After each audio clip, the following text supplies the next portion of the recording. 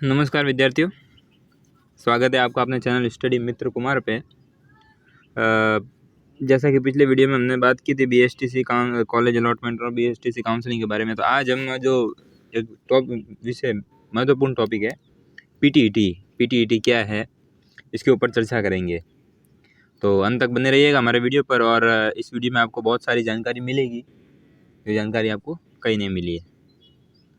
PTET का exam मैंने भी दिया था, तो मैं अपने अनुभव से बता रहा हूँ कि कैसा होता है, क्या सिलेबस रहता है, क्या क्या एग्ज़ाम में आता है। हालांकि मैंने पीटीईटी एग्ज़ाम देने के बाद मेरे नंबर भी बढ़िया आए थे, मगर मैंने कॉलेज ज्वाइन नहीं की थी, काउंसलिंग मैंने कराई ही नहीं थी। और मेरे से बहुत कम नंबर वालों को, बहुत कम, मतलब 100 नंबर का गैप है, उनको भी कॉलेज मिल गई। मगर मैंने, क्योंकि मुझे करनी नहीं थी, मेरे मैथमेटिक्स थी और मेरे को बीएससी बीएड करनी नहीं थी, इसलिए मैंने किया ही नहीं। तो अंत तक बने रहिएगा हमारे वीडियो पर। आज मैं इस वीडियो में आपको पीटीईटी के बारे में बताऊँगा। सबसे पहले पीटीईटी क्या बीएसटीसी ही पीटीईटी है क्या? नहीं, तो बीएसटीसी पीटीईटी नहीं है। बीएसटीसी डीएलएड है, डिप्लोमा इन एलिमेंट्री एजुकेशन, जबकि पीटीईटी 4 वर्षीय और 2 वर्षीय कोर्स होता है बीएड के साथ में। यदि आपने अपनी स्नातक पूरी की हुई है, मतलब बीए बीएससी बीकॉम की हुई है, तो आप 2 वर्षीय बीएड कर सकते हैं। मतलब बीएड करने के लिए पीटीईटी देना ही पड़ता है राजस्थान में। और जैसे आप अभी 12th पास किए हैं, तो आपको बीए बीएससी बीकॉम के साथ में अपनी बीएड भी करनी है, तो वो 4 साल में बीए बीएससी बीकॉम और प्लस बीएड दोनों हो जाएगी 4 साल में। और ऐसे आप अलग करो, 3 साल ग्रेजुएशन करो और 2 साल बीएड करो, तो फिर 5 साल लगते हैं। और पीटीईटी के जरिए 3 साल इंटीग्रेटेड कोर्स जिसको बोलते हैं, तो वो पूरी हो जाती है। फिर क्या, बहुत सारे प्रश्न आते हैं कि पीटीईटी क्या है, इसकी योग्यता क्या है, 12वीं के बाद करें या नहीं, स्नातक के बाद करें या नहीं, इसका सिलेबस क्या रहता है, कौन कौन पात्र होते हैं इसमें, क्या फ़ीस रहती है। तो इसी वीडियो में इस बात पर चर्चा करेंगे। सबसे पहले देख लेते हैं योग्यता 4 वर्षीय के लिए। जैसे आप 12वीं पास हैं, तो 4 वर्षीय जो योग्यता है 4 वर्ष के लिए, मतलब बीए बीएससी बीकॉम या और बीएड करनी है, तो उसके लिए सबसे पहले आपको 12th पास होना चाहिए। किसी भी स्ट्रीम से आप पास हो, साइंस में, कॉमर्स, आर्ट्स, किसी से भी। इसमें मैं बता दूं कि बीकॉम बीएड नहीं होती है इसके अंदर, बीए बीएड और बीएससी बीएड होती है। तो कॉमर्स वाले लगभग इसमें इंटरेस्ट नहीं दिखाते हैं, जिनको बीकॉम करनी है। आगे जिसको बीए करनी है या बीए बीएड करनी है, तो वो कॉमर्स वाला या साइंस वाला कोई भी कर सकता है, बाकी बीकॉम बीएड इसके अंदर नहीं होती है। तो इसमें 12th पास किसी भी स्ट्रीम से आप होने चाहिए। अगर आप जनरल कैटेगरी में आते हैं तो आपके 50% होने चाहिए 12th में। अगर ये ईडब्ल्यूएस से हैं, जो जनरल का संशोधित रूप है या आरक्षित रूप है, तो आपके 45% होने चाहिए। फिर उसके बाद ओबीसी है, तो उसमें भी 45%, SC ST है, इसमें भी 45। और आप अभी फिजिकली हैंडीकैप्ड है, मतलब कोई विकलांग वगैरह है, या विधवा है, या तलाकशुदा है, तो उसके भी 45% का है। फिर क्या है, ये तो अपनी 12वीं के बाद कि अगर हमने ग्रेजुएशन की हुई है, बीएससी की हुई है, बीए की हुई है, बीकॉम की हुई है, तो फिर बीएड करनी है हमको, तो फिर आप कैसे कर सकते हैं? तो बीए बीएससी बीकॉम में आपके सबसे पहले तो बीए बीएससी बीकॉम आपने पास की हुई होनी चाहिए, या जो जिसके लास्ट ईयर चल रहा है, अपीयरिंग में है, और जिसका रिजल्ट आने वाला है 2-3 महीनों में, तो वो कर सकता है।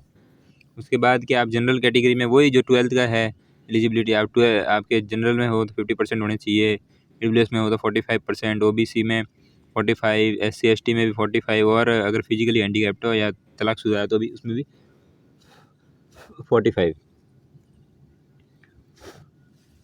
फिर क्या, अब इसको एग्ज़ाम कंडक्ट कौन करवाती है? इसके पहले तो वो जयनारायण व्यास यूनिवर्सिटी कराती थी, मगर पिछले 2-3 सालों से जीजीटीयू, जो गोविंद गुरु ट्राइबल यूनिवर्सिटी है, गोविंद गुरु जनजातीय विश्वविद्यालय बांसवाड़ा, वो करवाती है। उसने करवाया था आपकी बार 2023 में भी करवाया था।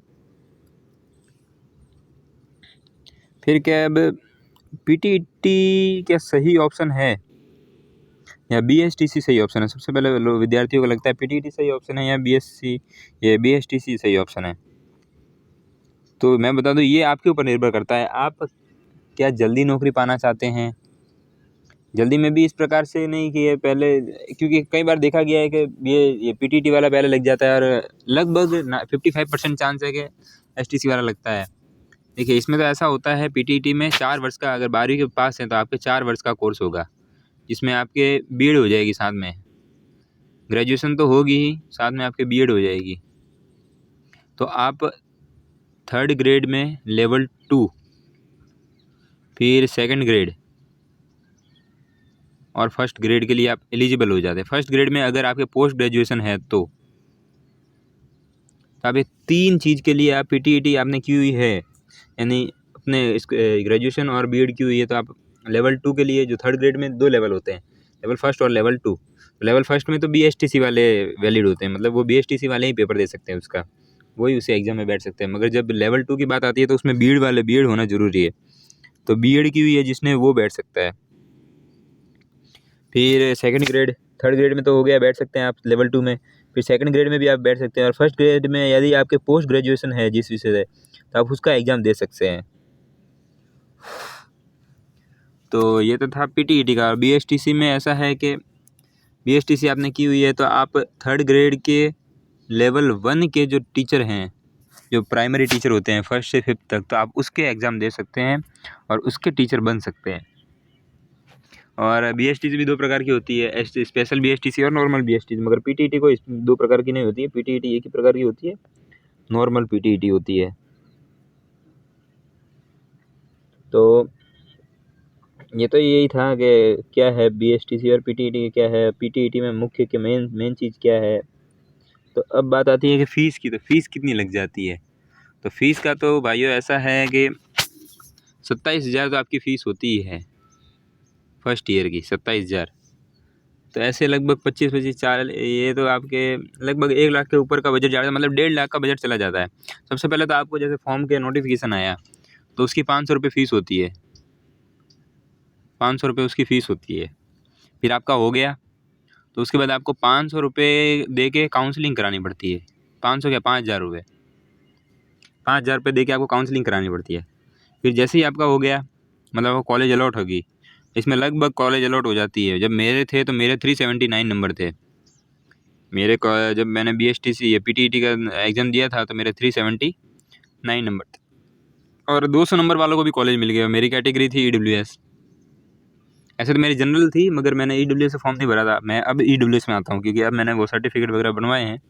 उस टाइम मेरे जनरल में थी और 379 नंबर थे, और जनरल में ही 200 नंबर वालों को कॉलेज मिल गई सेकंड लिस्ट में। फर्स्ट लिस्ट में तो नहीं मिली, सेकंड लिस्ट में तो आराम से मिल गई उनको।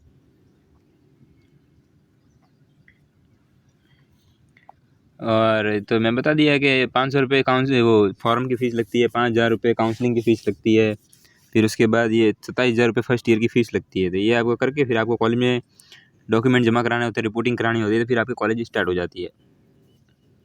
पीटीईटी एक बेटर ऑप्शन है यदि आप फर्स्ट ग्रेड के लेक्चरर बनना चाहते हैं, तो उसके लिए आप पीटीईटी कर लीजिए, आपकी बीएड की डिग्री हाथ में आ जाएगी। उसके बाद आप सेकंड ग्रेड का दे सकते हैं, अगर पोस्ट ग्रेजुएशन नहीं है तो सेकंड ग्रेड का एग्ज़ाम दे सकते हैं, लेवल 3 का एग्ज़ाम दे सकते हैं। और आपने पोस्ट ग्रेजुएशन की हुई है तो आप फर्स्ट ग्रेड का भी टीचर बन सकते हैं। तो सीधी बात ये है कि पीटीईटी करो चाहे बीएसटीसी करो, मेहनत तो दोनों में करनी पड़ेगी। आपको टीचर बनना है तो मेहनत दोनों में करनी पड़ेगी। मैं वापस कह रहा हूँ कि फ़ैसला लेना काबिलियत नहीं है, फ़ैसले को लेकर उसे साबित करना, सही साबित करना काबिलियत है। इसलिए आप कुछ भी कीजिए, सब अच्छा है।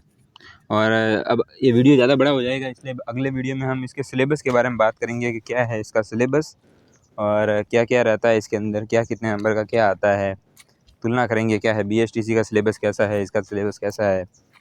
तो यही था आज का हमारा वीडियो। कमेंट के माध्यम से ज़रूर बताइएगा आपको वीडियो कैसा लगा, और कोई सुधार करना हो तो उसके लिए भी आप कमेंट ज़रूर कीजिएगा। कमेंट के माध्यम से मुझे जानकारी मिलती रहे तो मुझे भी अच्छा लगेगा।